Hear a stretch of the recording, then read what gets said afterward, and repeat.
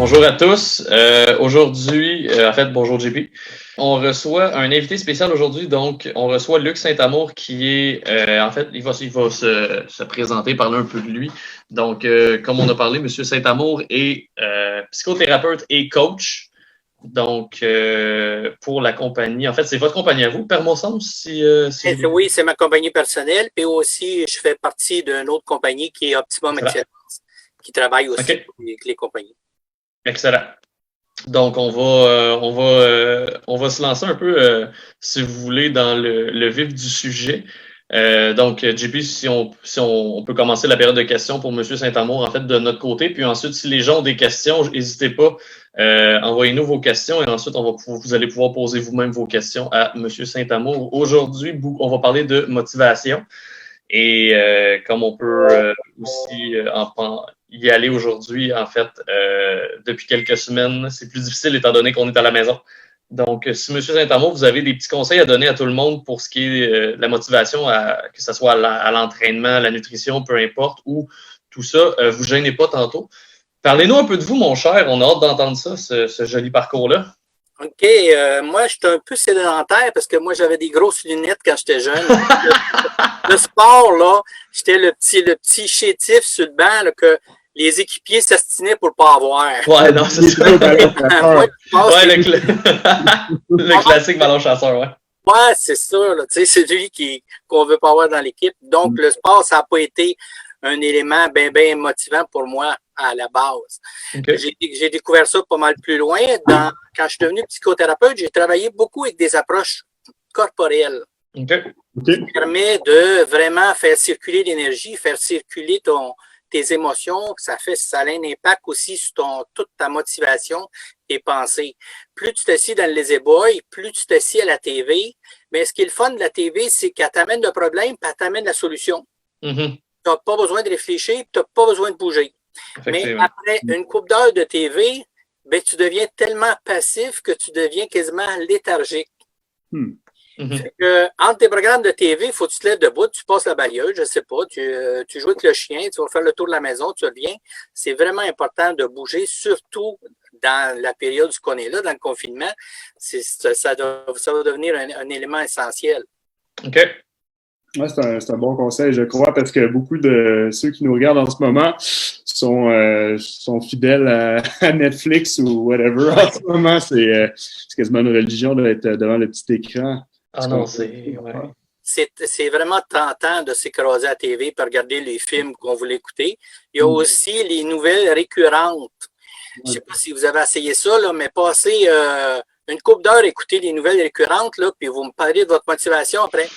Ah non, c'est des vrai que ça a un impact assez intéressant. Non, c'est ça, exact. Je vous dirais, ça tourne pas mal en loupe sur les mêmes sujets. Donc, ça parle que du COVID-19, ça n'a aucun sens, là, ce qui se passe à la télé. Là. Oui. Fait que c'est sûr que psychologiquement, d'écouter les nouvelles, moi, je conseillerais de prendre une journée de congé de temps en temps. OK. Oh. Pas d'entendre parler pantoute, pas écouter les nouvelles pantoute. De toute façon, on a plein d'amis qui nous en parlent. Hein? Ouais, non, c'est ça, les réseaux sociaux. On entend parler un peu partout, là. Fait que de ne pas écouter les nouvelles pendant une journée ou deux, un peu comme quand on faisait dans le temps, le dimanche, on ne travaillait pas. Fait que pas écouter les nouvelles, vous allez voir que ça fait vraiment du bien à la motivation. On dirait qu'on reprend le goût de vivre tout d'un coup, là. OK.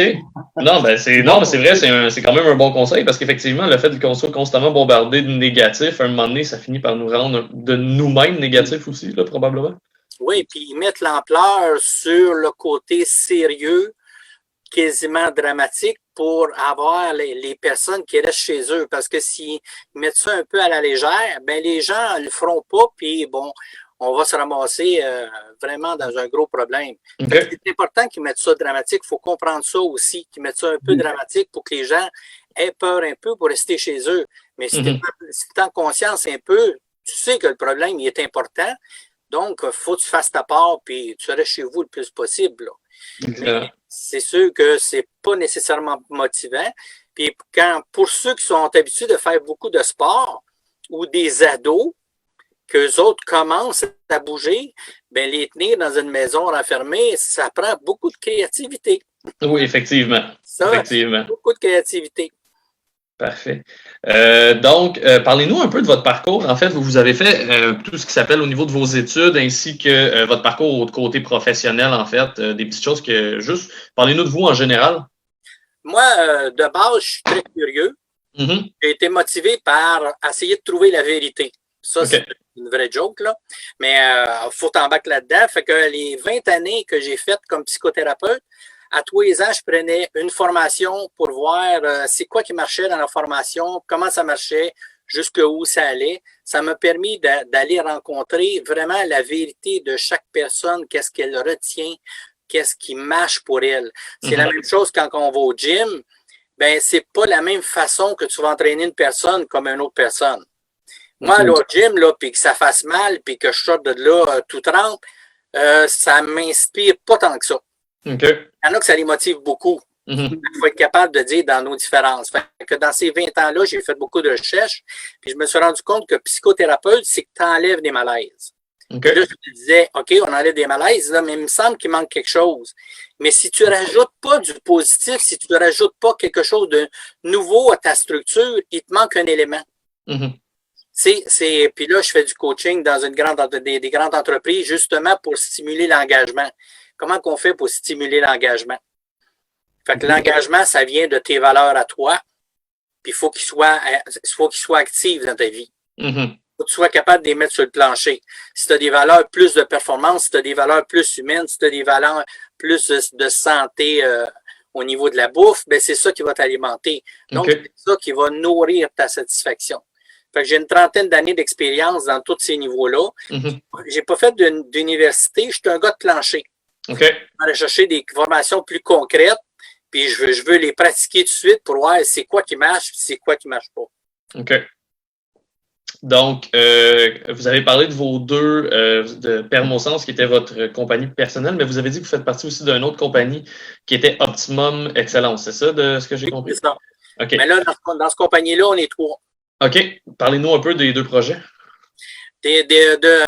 Permosens, ça, c'est quand j'ai ouvert une maison de santé. J'ai eu une couple d'années avec un centre. Puis là, je me suis rendu compte qu'être directeur d'un centre, ça prend beaucoup d'énergie, puis ça occupe tes journées, hein, du lundi au lundi. Puis là, je me suis dit, bon, c'est pas tout à fait ce que je pensais. OK. Fait que là, j'ai fermé le Permosens en tant que tel, puis là, je me suis réassocié avec deux autres personnes, que le projet, c'est Optimum Excellence, pour être plus varié, pour aller dans une compagnie, pour avoir plus du développement personnel. On donne pas de la formation en tant que telle, on développe des formations. Okay. Comme, avec Marc-André, chez Kinilight, bon, si on n'aurait pas, s'il n'y aurait pas eu ce petit problème-là, là, je commençais à donner des formations aux instructeurs qui étaient là. Fait que c'est ça qui est intéressant, c'est de développer avec la personne. OK. OK, parfait. Toi, je sais que tu m'avais parlé que tu avais peut-être des petites questions, JP, pour M. Saint-Amour tantôt. Je voulais savoir si c'est un peu la question que tu avais posée. Si en ce moment, dans le fond, avec tout ce qui se passe, est-ce que vous êtes pas mal occupé? Ben là, nous autres, on avait monté plus de programmes pour donner en présentiel. OK. Là, le présentiel est. Ouais, non, nous autres, nous autres aussi, je vous dirais que nos contrats corporatifs sont un peu mis sur pause, comme on pourrait dire maintenant. Là, c'est comme, faut que tu te réajustes. Puis là, c'est comme remonter ça à travers l'ordinateur, toutes ces choses-là. Moi, j'ai une 60aine d'années. Disons que c'est pas ma compétence la plus forte, les réseaux sociaux et ces affaires-là. Fait qu'on est obligé de faire un petit peu de recyclage pour remoduler nos formations. OK. On est là-dedans, là. Bon. Non, mais tu sais, il y a toujours de la job à faire, comme on dit. Tu sais, même nous, comme vous pouvez voir, on continue de faire notre podcast, mais on le fait à distance. Tu sais, on essaye de les entraînements à la maison et donner nos cours aussi à distance via la technologie. C'est toujours pratique. Parlant d'entraînement à la maison, plusieurs de nos clients en ce moment ont de la difficulté à maintenir leur objectif pour manque de motivation, étant donné qu'ils n'ont pas accès au gym. Donc, je ne peux pas m'entraîner. Donc, c'est on va dire une escalade, mais inverse, si vous voulez. Donc, pas accès au gym. Donc, ça me tente moins de faire attention à ma diète. Donc, ça me tente moins et là, je prends du poids. Donc, là, ça me motive encore moins. Est-ce que vous auriez des trucs pour les gens à la maison qui nous écoutent pour ce qui est de l'entraînement et de la diète? Comment rester motivé, trouver des trucs? un élément qui est toujours de base. L'être humain, c'est un animal de relation. Mhm. Fait que, tu sais, quand je vais voir mon entraîneur, j'ai un engagement, j'y vais direct, il y a un engagement au niveau de la relation. Puis plus vous allez être capable de solliciter cet engagement-là, même si je suis chez nous, bon, ben, je relève le défi avec 2 de mes chums, on fait de la corde à danser pendant 15 minutes, puis on fait tant de push-ups, puis on s'appelle quand on le fait. Mhm. Parce qu'il faut rajouter des éléments motivateurs différemment que si j'allais au gym. Quand je vais au gym, il y a une sorte d'énergie quand j'arrive là, que j'ai accès gratuitement. Mais chez nous, cette énergie-là, il va falloir que je la mobilise à partir de moi-même. L'élément de base, c'est toujours la relation. J'ai-tu des amis avec qui, ma nourriture, je me fais une nouvelle salade, je prends une photo, j'ai dit, hey, ma nouvelle salade, puis qui va inventer des nouveaux repas santé cette semaine? On peut se mettre 2, 3, vous pouvez former des groupes Facebook, dire comment qu'on peut faire. La relation, l'engagement dans la relation, c'est vraiment un élément de base qui bouge les montagnes. OK. Donc, si moi je comprends bien au niveau des conseils que vous me donnez, c'est plus, au lieu de dire je vais m'entraîner à la maison seul, d'essayer de faire, par exemple, des défis, entre guillemets, mettons, par exemple, avec certains amis ou peu importe, ou sinon de suivre certains programmes qui sont en ligne. Oui. OK. Oui. Se tenir en relation, parce que ce qui est difficile dans ce qui se passe, c'est l'isolement. Mm-hmm. Un être humain, si tu veux le rendre fou, tu as juste à l'isoler. OK. C'est la pire affaire qu'il n'y a pas. Tu mets quelqu'un tout seul, puis tu l'isoles, tu fais l'indifférent. Psychologiquement, le cerveau a beaucoup de difficultés à gérer ça. Okay. Donc, moi, je suis seul présentement. Mais moi, j'avais l'habitude d'aller me prendre mon déjeuner au restaurant. Ça partait ma journée. Le restaurant, la serveuse, les gens qui ont là, des jokes, là, j'écrivais ce que j'avais à faire, je revenais chez nous. J'étais bon pour la journée. Là, c'est plus difficile. Donc, là, j'ai 2, 3 amis que j'envoie des jokes, me disent, ah, j'ai fait ça, j'ai fait ça. On se permet de se dire qu'est-ce qu'on est content d'avoir fait, qu'est-ce qu'on est content d'avoir découvert pour maintenir cette espèce d'engagement-là. On en a besoin de n'importe quelle façon. Okay. Est-ce que vous pensez que ça va, à long terme, un peu modifier les relations des gens d'avoir été encabanés pendant... Là, on ne sait pas combien de temps ça va durer, mais il y a beaucoup de gens qui ont peur de l'après. Est-ce que vous avez des idées un peu par rapport à comment ça va se passer quand on va avoir le droit de sortir de chez nous?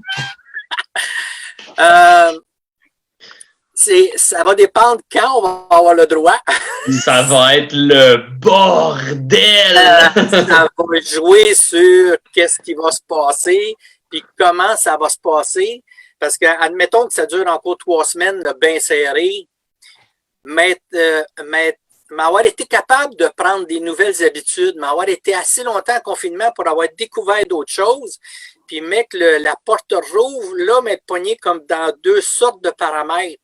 Les nouvelles choses que j'ai découvertes, puis les anciennes. Okay. Fait que là, ça va me permettre une perspective assez différente de d'où j'étais avant.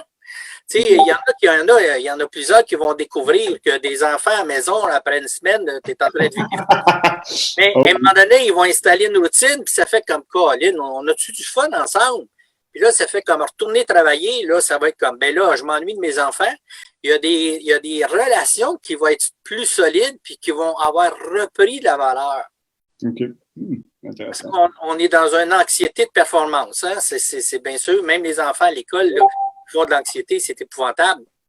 Mais par rapport à que cette performance-là est tombée de l'extérieur, on ne peut plus faire n'importe quoi au niveau des compensations, ben, on est obligé de se recontacter en quelque part. Puis quand tu t'ennuies, ben là, tu téléphones, tu envoies tes affaires sur Facebook, tu rétablis des liens. Moi, j'ai 2 personnes que j'ai découvert, que je faisais partie dans des groupes, j'ai découvert 2 autres personnes qui est le fun au bout, là, que je n'aurais pas découvert en temps normal. Puis si on tombe dans le scénario, mettons que ça serait... Là, on parlait d'une espèce d'entre-deux que ça fait un certain temps, on a adopté de nouvelles habitudes, mais ça fait pas trop longtemps qu'on n'a pas complètement oublié ce qu'on faisait avant. Mettons que ça perdurait au-delà de ça. Est-ce que vous pensez qu'on serait dans un scénario complètement... qu'on serait profondément changé en tant que personne? Bien, c'est sûr que moi, j'ai fait, en tant que psychothérapeute, on a fait beaucoup d'intensifs. les éléments qui fonctionnent dans un intensif, c'est tu prends les gens, tu les sors de le milieu, puis tu les emmènes dans une place qui sont confinés.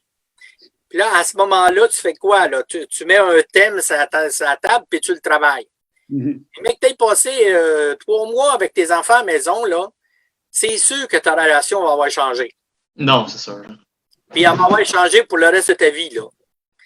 Puis ça, là, la relation que tu vas avoir changé, c'est pas 2 semaines de vacances à Walt Disney.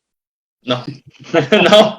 Ça va être Non. complètement autre chose. Tu vas avoir été obligé, en quelque part, de, tu sais, quand ça fait 2 semaines, là, puis tu pètes les plombs, là, les enfants vont dire, bon, le père, en quelque part, OK, on connaissait pas ça de lui, là. Non, c'est ça, tu sais. Et on va se rencontrer dans des espaces qu'on se connaissait pas. Puis ça peut être aussi nocif que ça peut être riche. C'est toujours la même affaire, hein? Intéressant. C'est toujours la même affaire. Puis, au niveau de ce qu'on va développer, ben, si on continue à mettre un peu d'entre-gens, comme là, il y a des manifestations pour dire que nos infirmières sont importantes. Oui.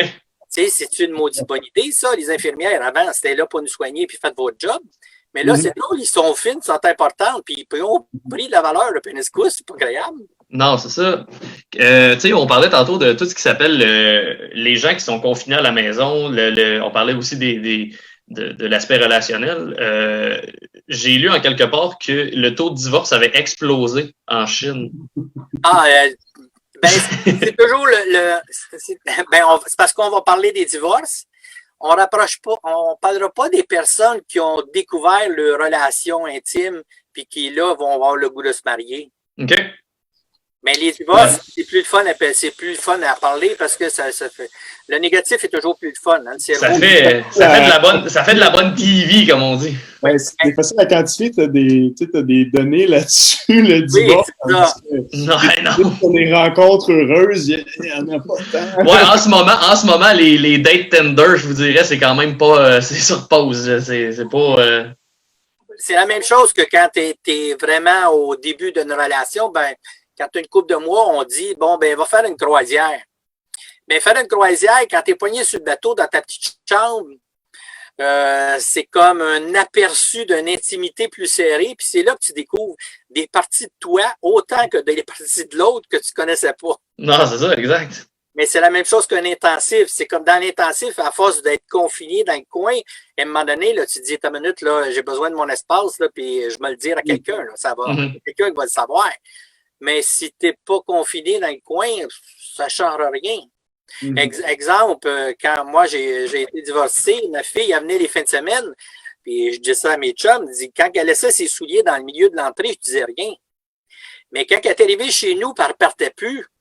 Là, les souliers dans le milieu de l'entrée, là, ça ne marchait plus. Là, c'était faut que je tasse l'entrée, faut que je tasse le mur ou je tasse les souliers. Il faudrait trouver une autre solution. Et ça va donner la même chose, là.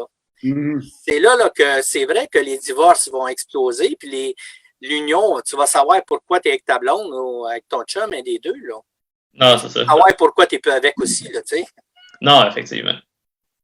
Ouais. Il y en a qui parleraient d'un bébé boom possible. Ouais, non, ben probablement en fait, là, tu sais, je veux dire, on a eu un bébé boom pendant la dernière crise du verglas, je crois, c'était en 96? C'est 95? Ça. Fait que, tu sais, il y a des choses, il y a des rapprochements qui se font, là. C'est sûr que, fait que là, on est quoi? Ça a commencé quoi, début mars, le confinement? Ouais. Fait que, avril, la notion du temps devient un peu étrange aussi. Je sais pas pour vous autres, mais moi, on dirait que le temps n'est pas géré de la même façon, là, depuis Est-ce que j'ai une question, en fait, pour vous, étant donné que vous avez cette expertise-là.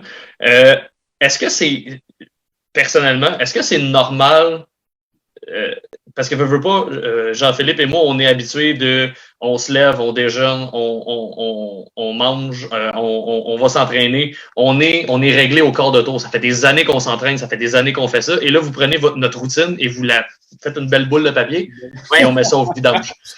Donc, est-ce que vous avez des trucs par exemple, pour nous aider ou aider les gens qui nous écoutent, qui sont habitués de vraiment avoir cette espèce de planning rigoureux on se lève à 7 heures, on mange à 7h30, on prend notre douche à 7h45 quasiment. Tu sais, c'est quasiment réglé au quart de tour parce qu'on veut pas, on a un horaire chargé avec nos clients, avec nos projets, avec, par exemple, le podcast.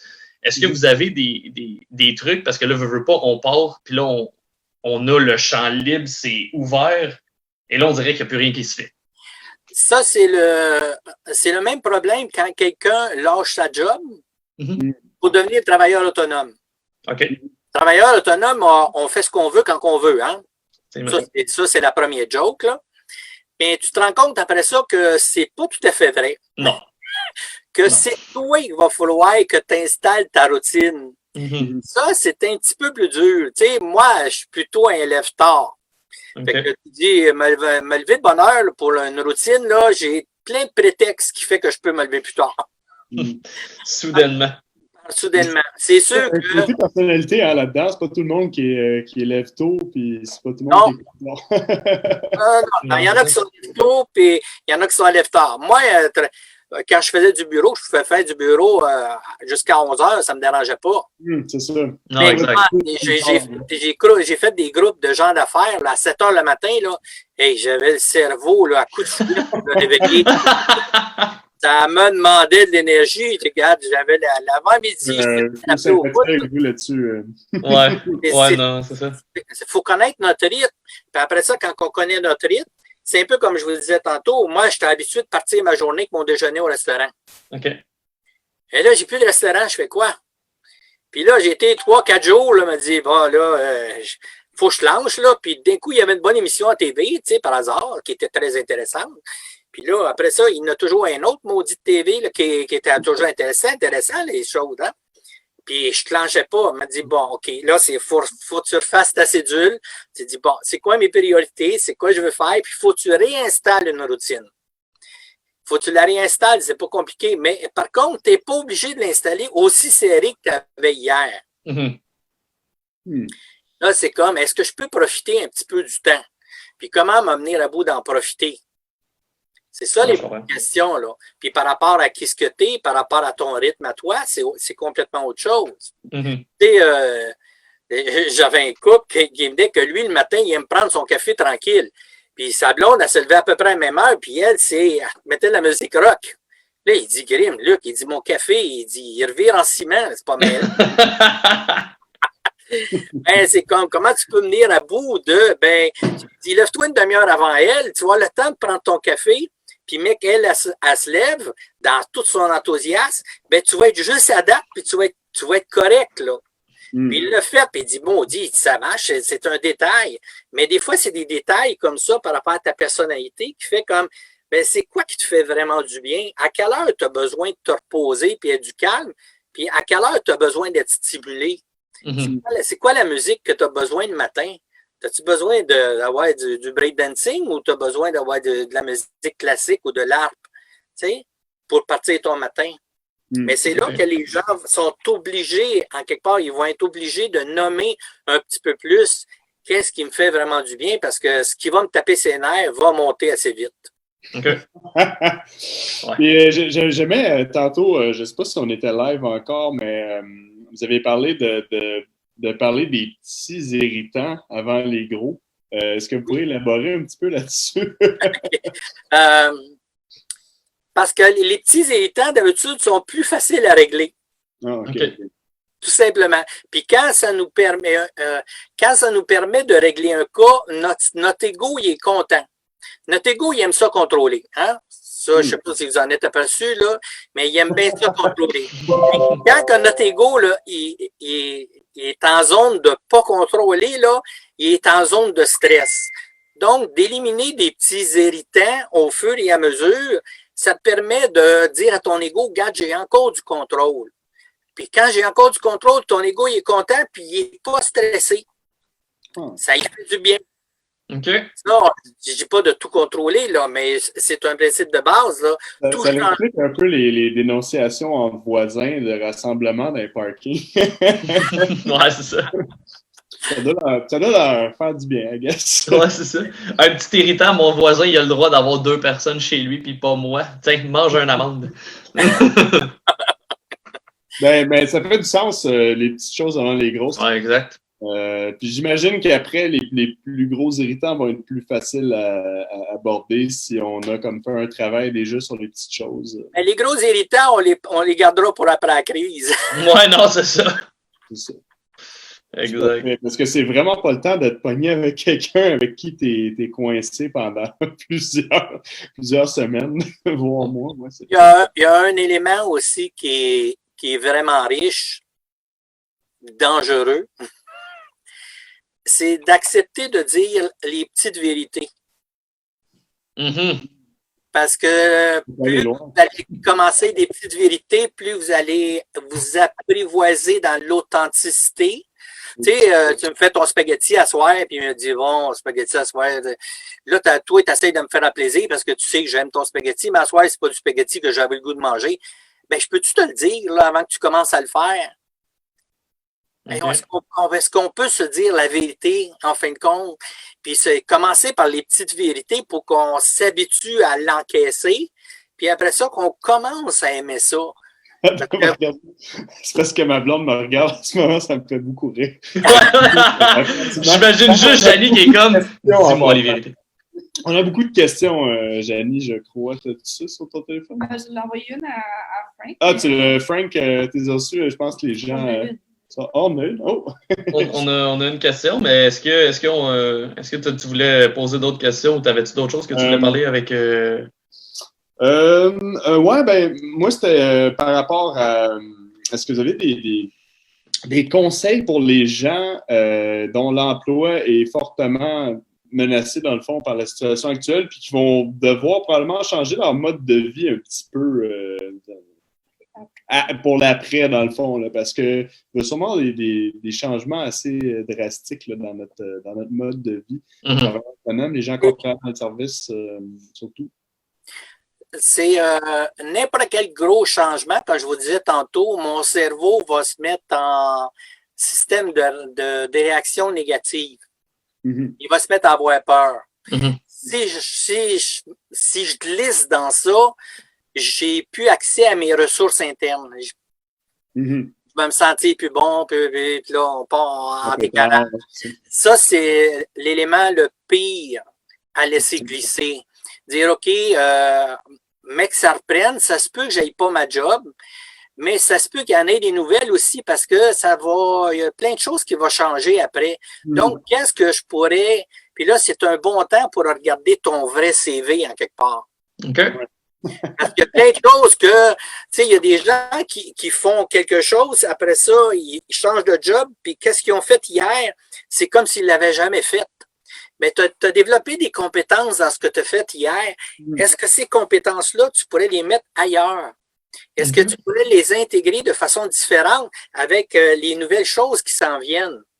Parce que c'est sûr que on est poussé dans le dos par le changement, puis là, on est poussé d'une façon un petit peu plus vite que d'habitude. Fait que la tendance à breaker, à brouiller du noir va être plus forte que de dire, bon, il faut que j'essaie de rester alerte, quelles idées que je pourrais avoir. Puis ça, on revient toujours à la même chose. Tu fais le tour de tes amis, puis tu demandes, bon, dans quoi tu me verrais travailler? C'est quoi mes spécialités? C'est quoi mes compétences d'après toi? Dans quoi je suis bon? Parce que tes chums vont tout te dire des choses que toi-même tu as oubliées ou tu ne considères pas. Okay. C'est un beau moment pour faire ça puis dire bon, je peux faire d'autres choses en fin de compte. Ben oui, je peux faire j'ai jamais pensé faire ça. Puis là, ton chum, ben, on va dire comment ça fait que tu n'as pas pensé faire ça? Tu es tellement bon là-dedans. Mais tu sais, quand on est bon naturellement dans quelque chose, on ne le valorise pas nécessairement. On ne le met pas en valeur parce que c'est trop ordinaire pour nous autres. Mais là, c'est le temps de mettre ça en valeur. Quelque chose que tu n'as pas travaillé fort pour obtenir, tu vas moins te valoriser par rapport à ça si vous êtes en train de dire. Oui, parce que faut y aller à l'université, ça te prend un gros diplôme, il faut être travailler fort pour avoir des grosses compétences. Mais il y en a, là, tu sais, il y en a qui ont des compétences sur le bout des doigts puis ils font n'importe quoi. Moi, j'ai un de mes chums là, qui faisait n'importe quoi. La dernière fois que j'ai parlé, il écrivait sur des pierres tombales. Il m'a dit, t'es pas sérieux? Mais oui, il écrivait des pierres tombales. Il est toujours précis dans tout ce qu'il fait. OK. Fait que, tu sais, c'est comme, c'est quoi tes ressources, puis il n'y a rien de mieux que tes chums, tes animés alentours pour te dire tes vraies ressources. T'es bon là-dedans, t'es bon là-dedans. Ça fait du sens. fait beaucoup de sens. Fait que, faut se servir de nos relations parce que les gens qui sont proches de nous autres, puis un petit peu plus loin, eux autres, ils ont une autre perspective de nos compétences Mhm. que nous autres, on ne voit pas parce qu'on est dedans puis on ne se voit pas aller. OK. J'avais pas pensé à ça, le pire. C'est très intéressant. Non, ben c'est vrai, c'est super intéressant. Pour vrai, c'est juste que moi, j'ai peur de la réponse. Là. Ils vont probablement me dire clown. Mais Bon, Frank. qu'est-ce qu'il y a dans le clown? Il y a beaucoup de créativité, il y a de la rapidité, il y a quoi? Il y a une réflexion rapide, il y a plein d'éléments dans ton clown. Il va falloir nommer c'est quoi ta qualité de clown à toi? Peut-être que tu serais un bon animateur à radio, à TV. On peut aller plus loin là, dans ta vivacité de clown. Trouver le clown intérieur. Ben oui. Puis qu'est-ce que tu peux faire avec? OK. Jenny, arrête de faire des films. Excusez. C'est quoi, t'as dit? C'est parce que Jenny, vous ne voyez pas, mais elle montre un tableau blanc puis elle écrit toutes sortes d'affaires dessus. OK. C'est comme la régie, mais tu sais, le old school. Là. Ouais, non, c'est ça. On a notre régie. Et vous pouvez demander aussi à des gens qui vous aiment un peu moins. OK. Parce qu'eux autres vont avoir une perspective complètement différente, puis vous pouvez être surpris des qualités qu'ils peuvent vous donner. Surtout des défauts. Ou le défaut qu'ils peuvent vous On donner. aime ça quand c'est pas là. La qualité puis le défaut, là, ça va ensemble. Hein? Oui, effectivement. Quelqu'un de bon, c'est génial. Quelqu'un de trop bon, c'est plus pareil. Là. C'est ça. Hein? Fait que s'il donne 3-4 défauts, ben peut-être que tu as des qualités couchées en dessous. Absolument. J'avoue, c'est une bonne manière de voir les choses. Puis ça coûte rien d'habitude, ça. Non, effectivement. Donc, en fait, là, il est 16h33. Ça fait quand même une bonne demi-heure qu'on en discute. On va faire en résumé, moi, si j'ai bien compris par rapport à tout ça, écoutez, c'était super intéressant. Merci beaucoup pour tous les trucs que vous nous avez donnés. En résumé, pour ce qui a trait à l'entraînement, à la nutrition, l'aspect social. Oui. Dans le fond, faites-le avec plusieurs personnes. En fait, si vous êtes capable, côté entraînement et nutrition, faites-vous des défis, faites-vous des trucs en gang. Ça va vous aider. Côté motivation, battez-vous le cul. En gros, c'est faites-vous un agenda et placez votre entraînement et vos périodes de préparation de nourriture, de cuisine, peu importe. Ça serait des trucs, en fait, que vous nous avez donnés pour ce qui est de tout ça. Puis sinon, c'est pas mal ça au niveau des... je crois, en fait, à moins que vous ayez des points que vous voulez rajouter. Au niveau c'est un beau moment aussi pour évaluer ce que je faisais hier. OK.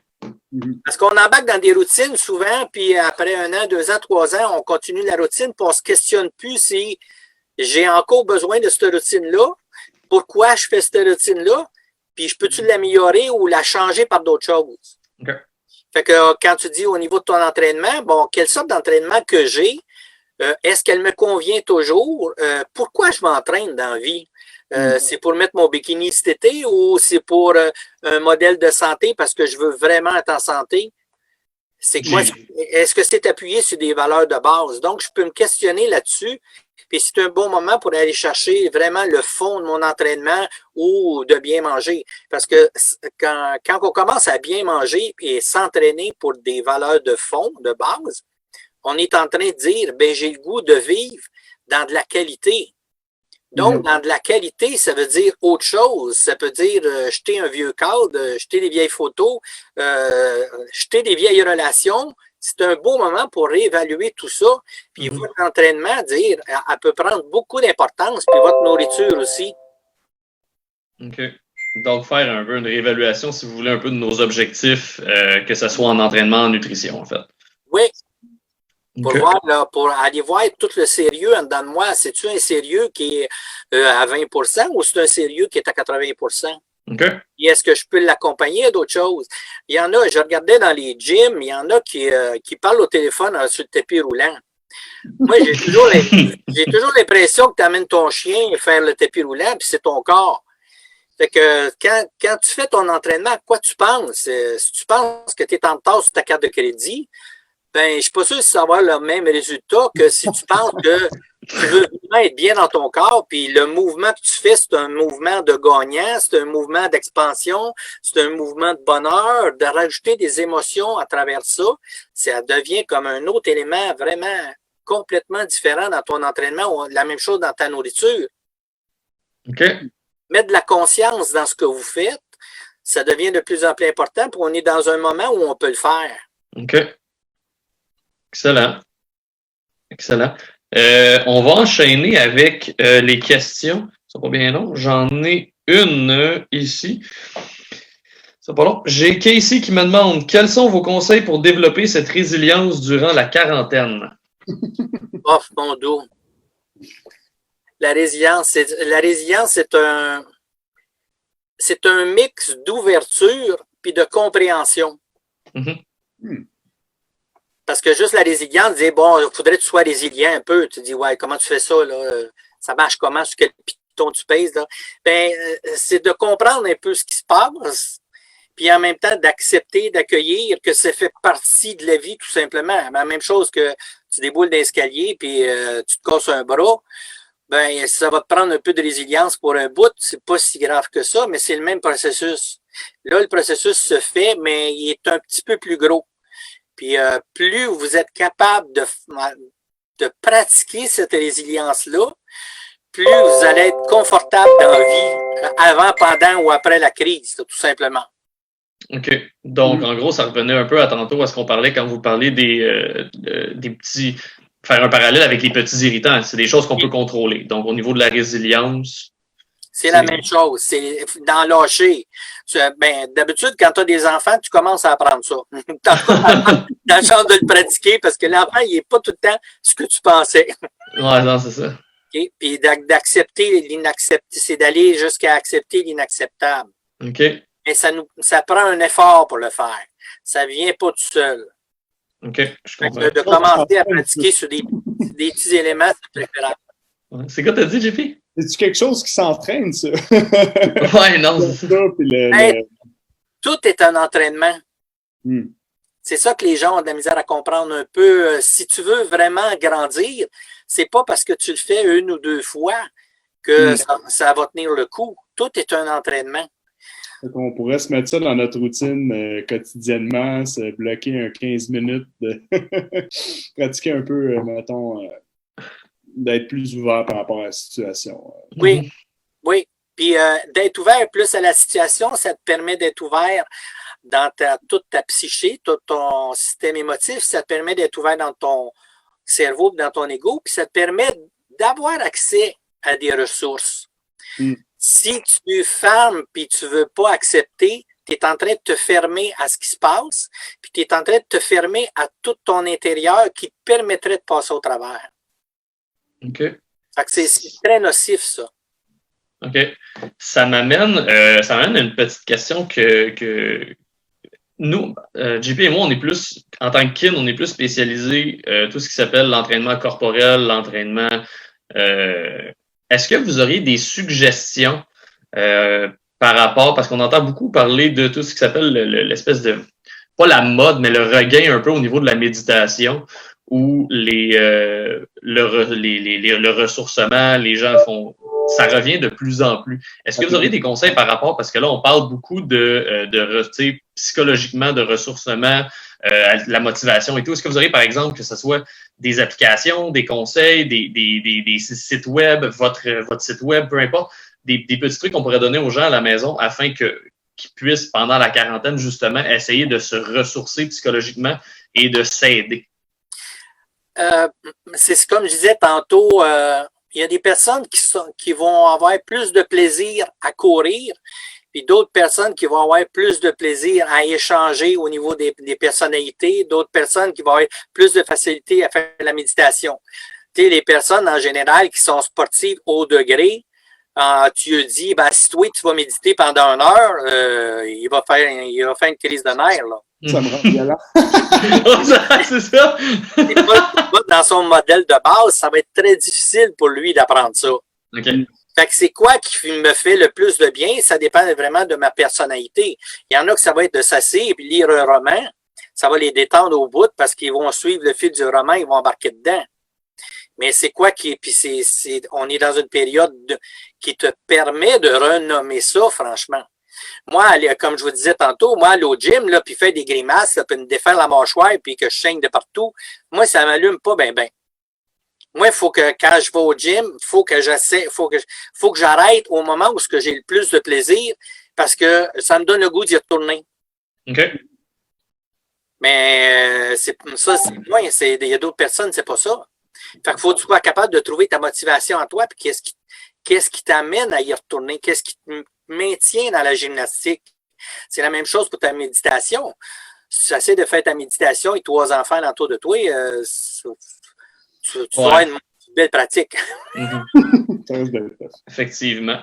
En fait, on parlait de méditation. Est-ce que vous avez des ressources que, par exemple, si les gens ont envie d'aller lire un peu là-dessus sur le ressourcement personnel, en fait, ces méthodes-là, est-ce que vous auriez, par exemple, des choses à nous conseiller, peut-être des auteurs ou vous-même, ou peu importe, que les gens seraient peut-être intéressés, le développement personnel, des trucs de genre?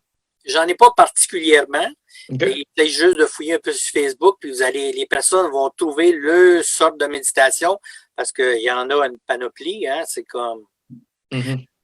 Exemple, moi, j'ai fait peinturer l'intérieur de la maison, puis le gars, à la vitesse qu'il peinturait, là, j'étais en train de vérifier, le regarder, il me disait, il faut que je vende la maison pour la peinture, mais il a donné juste une couche de peinture. Mais je le regardais, puis je pense à lui de temps en temps, là, puis je fais de la méditation, puis je pense à lui, ça me relaxe. OK. Pourquoi? Parce qu'il peinturait, puis il était tout conscient dans la peinture, puis il a donné juste une couche. OK. Le gars travaillait tellement lentement, mais minutieusement qu'il a eu besoin seulement d'une couche. Oui, il était dedans, il était tout avec. L'important, c'est d'être dedans, c'est d'être avec.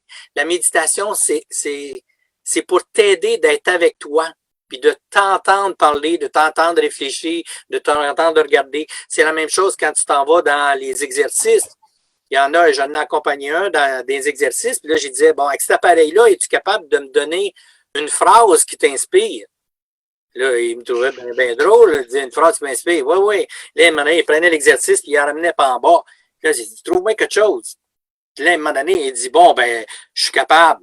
Bon, je ne dirais pas ta phrase durant que tu fais ton exercice. Il a gagné quasiment 10 coups de plus. Parce que psychologiquement, c'était pas juste sa musculature qui faisait ça.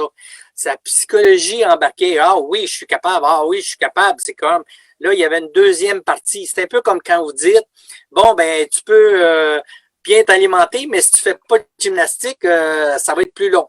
Si tu fais de l'entraînement puis tu t'alimentes bien, là, tu gagnes de la vitesse. Si tu fais de l'entraînement, tu t'alimentes bien, tu rajoutes tes pensées dans ce que tu fais, tu rajoutes un autre coche de plus qui te permet d'être encore plus présent à ce que tu fais. C'est la qualité de présence. Fait que la méditation, c'est la qualité de présence. Moi, j'avais une personne qui avait pas le temps, tu sais, c'est toujours la même chose.